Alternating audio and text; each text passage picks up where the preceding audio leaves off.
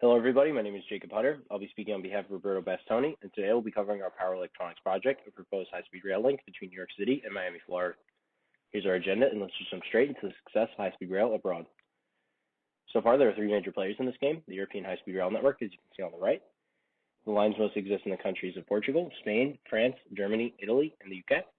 These offer low-cost transportation solutions for each of these countries' citizens. Then there's the Japanese Shinkansen Railway, which has existed since 1964 and is known for its safety and reliability. And then there's China Railways.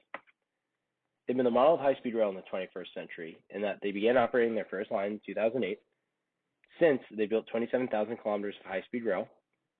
They operate some trains at speeds north of 300 kilometers per hour. Their lines connect 75% of cities containing over 500,000 people.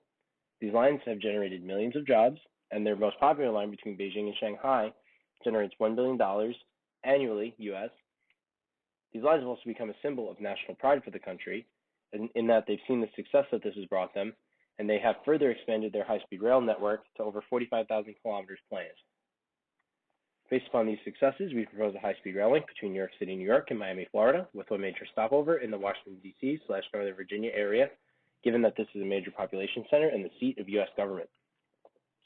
We'll construct this along US I-95, a road that already exists and connects most cities in the eastern seaboard. We're going to take advantage of the Japanese Shinkansen and 700 technology, as this is proven and reliable. We aim to operate our trains at 160 miles per hour. The route is 1,300 miles long, and the travel time will be about 8 hours between points and including stops. The advantages of the proposed high-speed rail route are as follows. First, high-speed rail is competitive with other modes of transportation.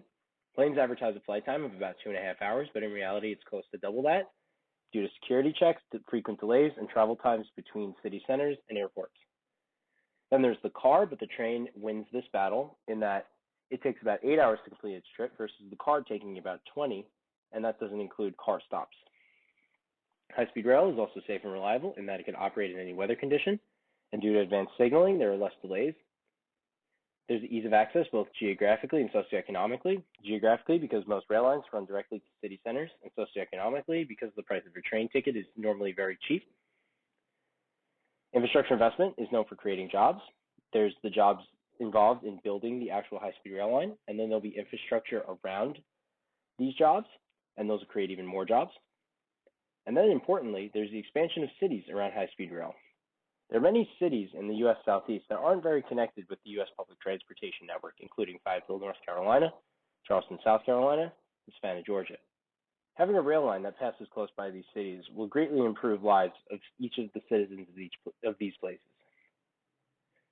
This will also reduce congestion on other modes of transportation, primarily roads, but also the air. And this is also a green technology, given that we can power it using entirely renewable energy. This will also lessen foreign dependence on oil. There are many disadvantages, though, of this high-speed rail route. First is there's a high barrier to entry in that land acquisition is very expensive in the United States, and then there's a high capital investment required in building this route because the rail lines are very expensive to build due to the extra electric infrastructure involved. There's also low support for rail in the United States. Car culture is dominant, and most of our infrastructure spending goes towards maintaining our roads. Also, the train is slower than the airplane, and it'll be hard to attract passengers whose only concern is time. Then there's a low population density in the U.S. Southeast, making it hard to break even. There's also a lack of existing rail infrastructure to build upon, as most of these lines are owned and operated by freight lines. And our inner-city rail company, Amtrak, often operates at a yearly loss and is badly mismanaged. Our closing remarks are such.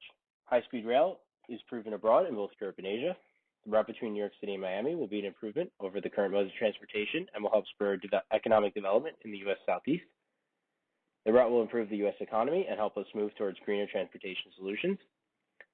The route will be notoriously challenging to construct due to the high barrier of entry and costs involved, and the fact that there isn't much national support for rail at this moment. But construction of such a route would be such a major cultural turning point in the U.S. due to the emphasis on public transportation versus the car and the emphasis on greener technologies. Thank you for your time.